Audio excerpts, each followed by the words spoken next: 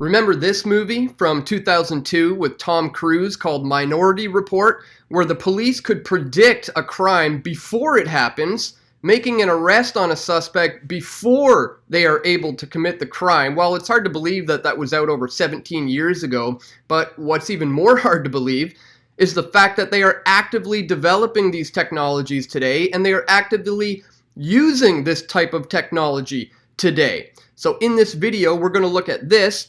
AI mind reading tool produces video of human thoughts in real time.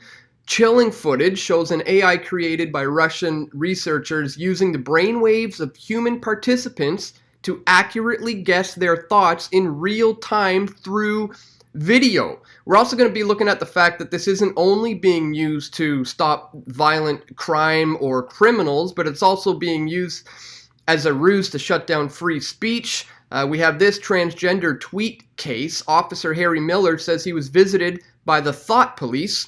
Officers who record social media comments as hate incidents are unlawfully acting as thought police, curbing freedom of expression, a former constable has claimed in a landmark legal case. We're going to look at that, and also the fact that this is something that is currently going on in Canada right now. We have this. Police in Canada are tracking people's negative behavior in a risk database. We also have this. Vancouver police go high tech to predict and prevent crime before it happens. So indeed, this sounds like the stuff of science fiction, straight out of a movie, but sadly, we're here today awaking to this horrific Orwellian nightmare. So in this video, we're going to cover all that and more. But just before we do, guys, I want to remind you that this channel right here is under serious attack from the censors. We're being heavily shadow banned. They do not want this type of information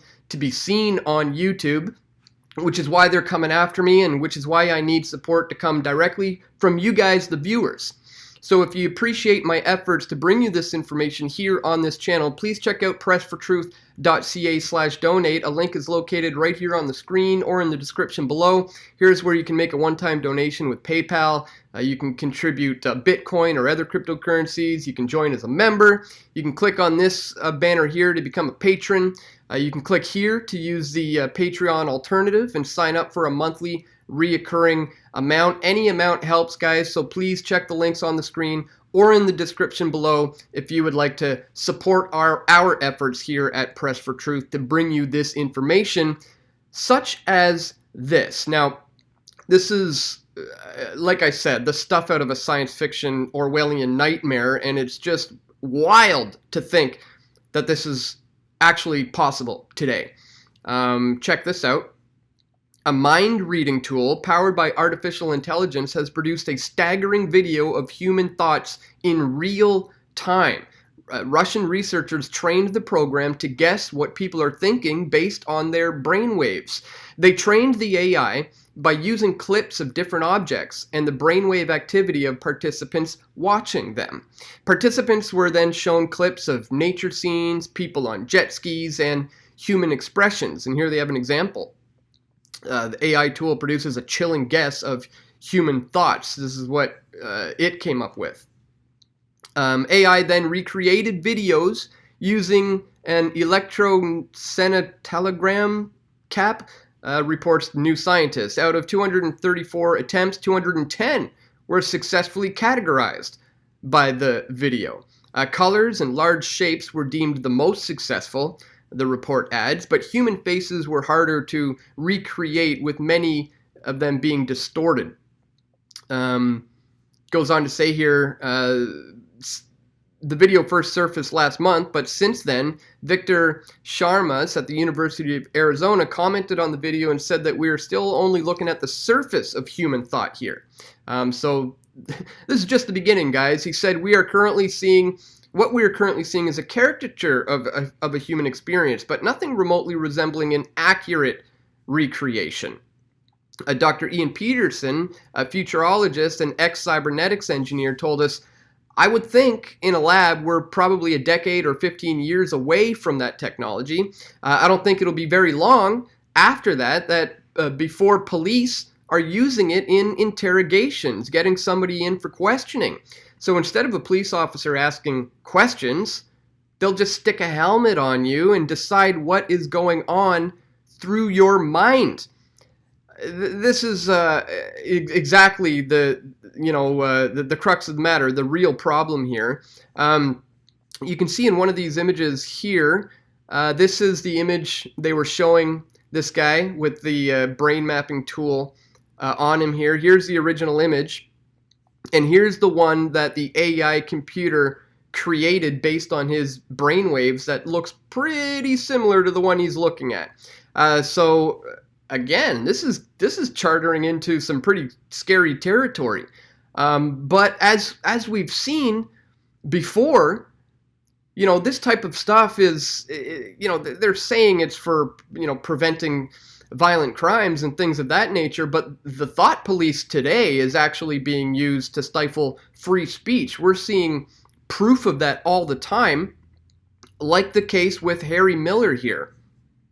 Harry Miller, a former constable with Humberside Police, was visited by an officer from the force after posting a verse about transgender people on Twitter. In evidence to the High Court yesterday, he said that the officer, PC Mansour Gul, told him, "I'm here to check your thinking." Mr. Miller, 54, said he was told that he had not committed a crime, but that his tweeting was being recorded as a hate incident under the College of Policing's guidance and that his social media account would be monitored. So, in a nutshell, this guy sent out a couple tweets saying that trans women are not women, and he actually had some questions to pose to the trans community. Like he said, if a trans person commits rape and is sentenced to prison, do they stay with the male population or the female population? And who decides that? Really good question.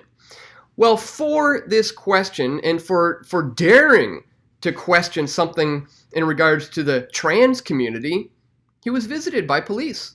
And they told him, "We need to check your thinking on this." And he said, "Hold up.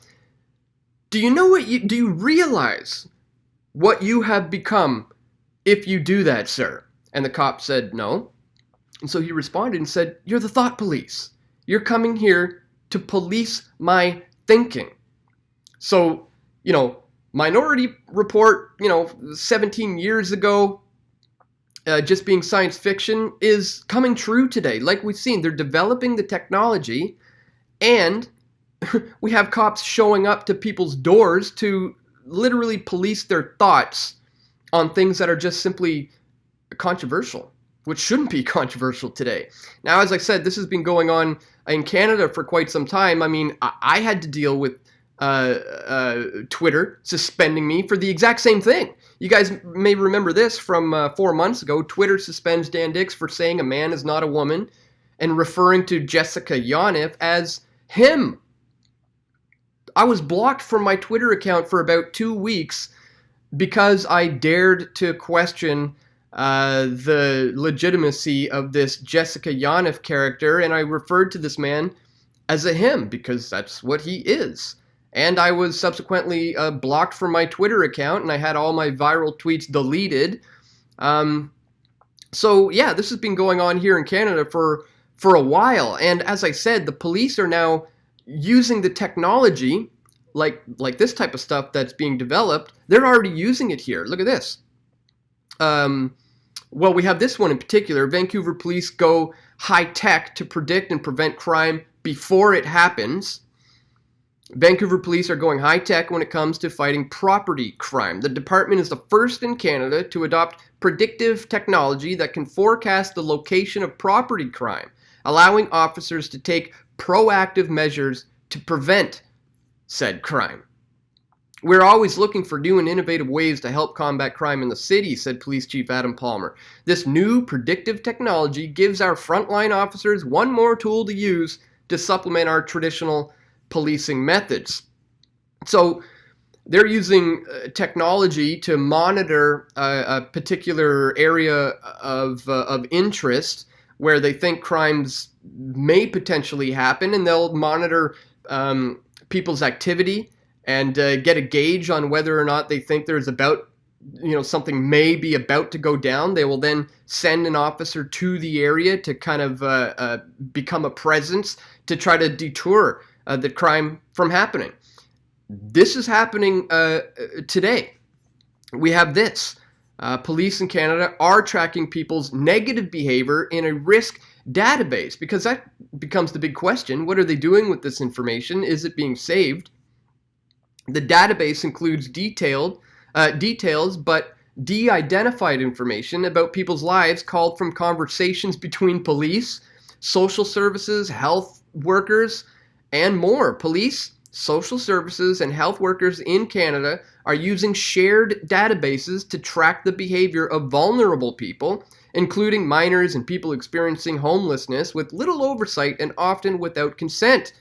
Documents obtained by Motherboard from Ontario's Ministry of Community Safety and Correctional Services through an Access to Information Act request show that at least 2 provinces, Ontario and Saskatchewan, maintain a risk-driven tracking database that is used to amass highly sensitive information about people's lives. Information in the database includes whether a person uses drugs, has been the victim of an assault, or lives in a negative neighborhood. And I would argue that this information also probably includes their political affiliation, whether they lean to the left, whether they lean to the right, if they're a member of any kind of political organization, if they're involved in any kind of activist communities. This is Big Brother actively policing our thought and monitoring free speech online in an effort to control people moving forward. Not for our protection, not to serve and protect, but to monitor, track, trace, and database every single thing everyone is doing. That's what this is all about, guys. So I want to leave you today with a video that I'll leave at the end of this one that I put out a while back now, called Watching the Watchers with Press for Truth in Ottawa, Five Eyes Echelon SpyGrid Exposed.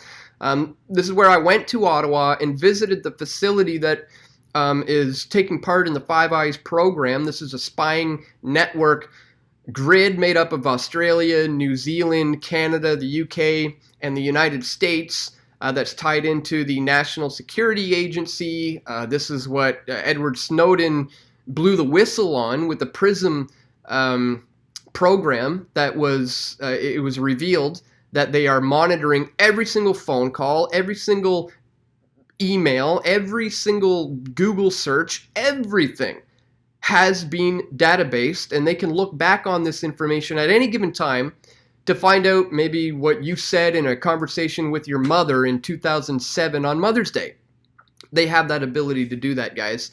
And like I said, it's being done under the guise of, going after violent criminals and things of that nature. But as we've seen, like in the case of this gentleman here, and as we've seen with what they did to me, it's in fact being used to silence free speech and to silence the voices that go against the status quo. That's what it's all about. It's about top-down power and control, not about protecting you from the bad people. So I just wanted to bring that one to your attention today, guys. Pretty wild that this technology is not very far off from being fully developed. And as the author of this article suggests, how far away are we really from having the police slap one of these things on our heads to peer right into our brains and read our thoughts? Not that far off at all, guys. So again, please click the thumbs up button if you appreciated the information that we're sharing in this video. Share this one with your friends and your family. And again, please check the links in the description to find out how you can support our efforts to bring you this information here at Press for Truth. So that's all for today, guys. I want to thank you so much for tuning in. Stay tuned. We're going to have more video reports coming soon. This is Dan Dix reporting for Press for Truth. We all want truth.